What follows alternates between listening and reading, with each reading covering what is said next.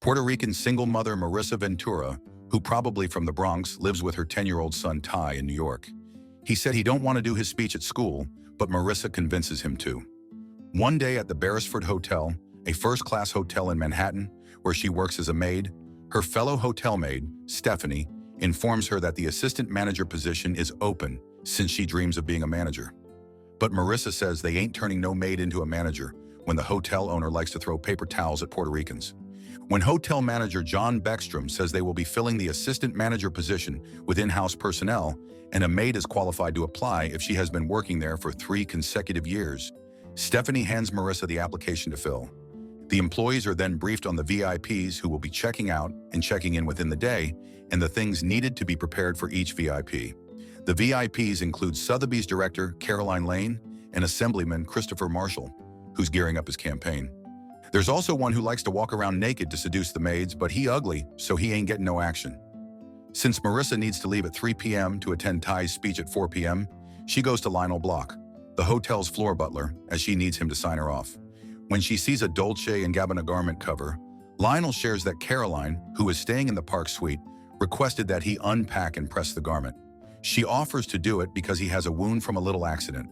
In the Park Suite, as Marisa is unpacking Caroline's clothes and arranging them in the closet, Caroline asks her to get her 3 pairs of pantyhose in the store, even though that ain't her job. After getting them, Marisa rushes to Ty's school with her mom, Veronica.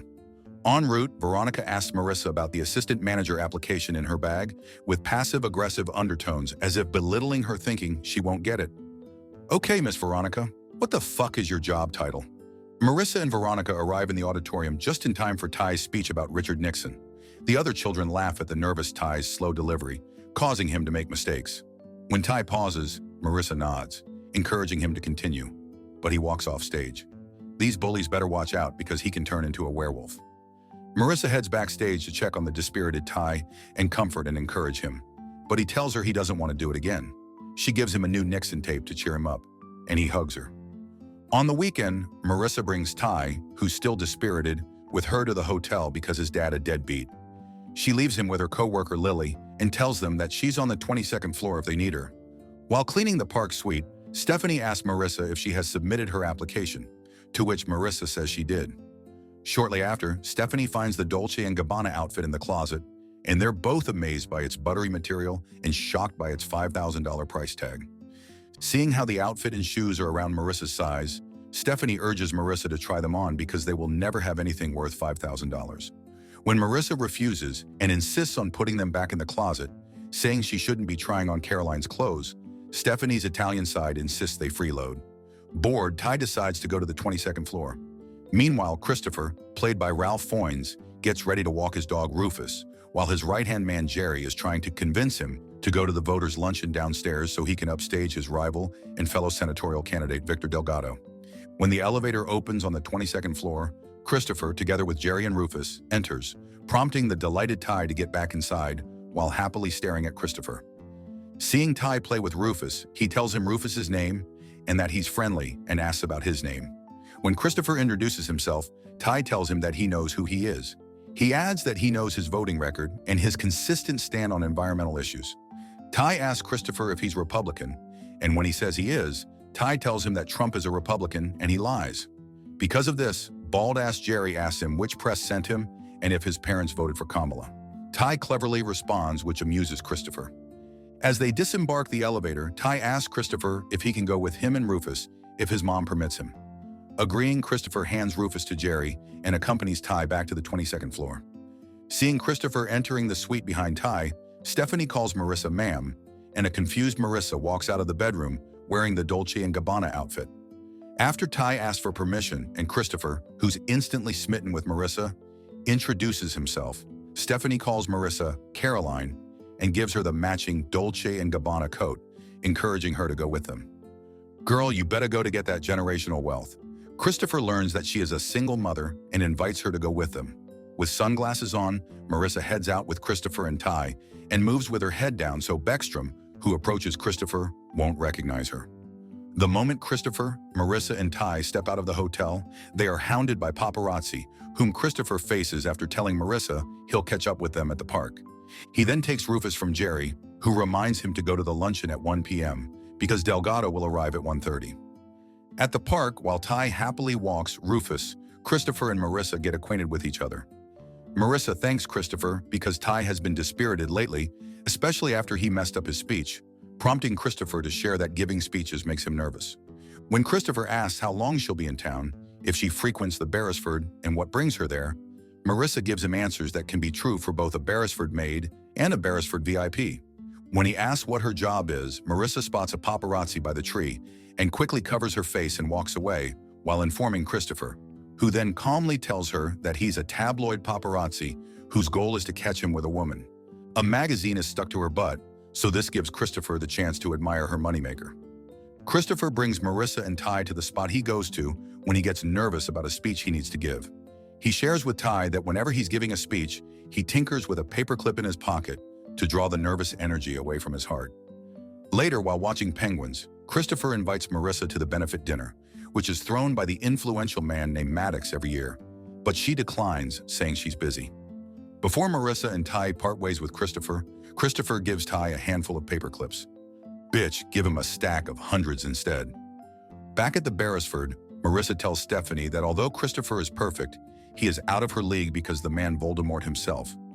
Meanwhile, Jerry is reprimanding Christopher for not going to the luncheon, where Delgado spoke well. Unbothered, Christopher hands Lionel a luncheon invitation, asking him to give it to Caroline in Park Suite. Since Christopher wants to bring Marisa to the benefit as his escort, Jerry, who doesn't know Caroline, and is concerned that her background might negatively affect Christopher's campaign, asks one of their aides to look into her. Beckstrom summons Marisa, who's nervous as she thinks they've learned about what she just did.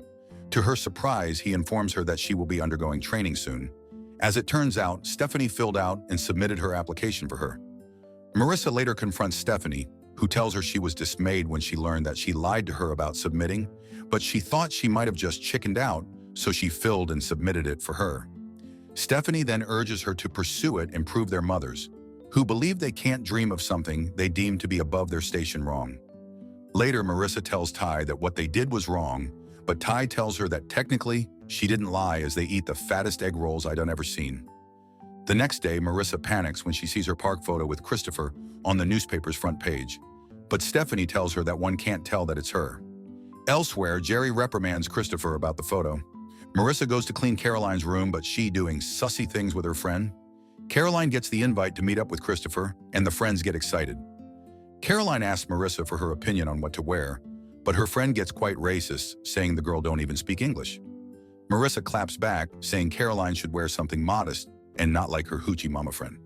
Later, Lionel appoints Marisa to serve at Christopher and Caroline's luncheon in Christopher's suite. There, the nervous Marisa tries her best not to reveal herself to Christopher, but smiles when she sees a penguin plushie sitting on a dining chair. When the real Caroline shows up, the confused Christopher tells Lionel that she's not Caroline, to which Lionel says she's the only Caroline in Park Suite. When he describes Marisa and says she has a kid named Ty, Lionel realizes it's Marisa, and Marisa, who's behind him, doesn't say anything.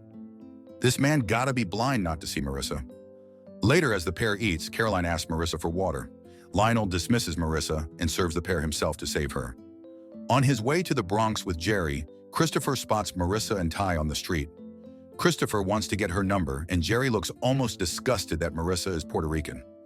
Marisa finds out that Christopher is headed to the Bronx to do a photo op, but she gets annoyed that it's all just for publicity.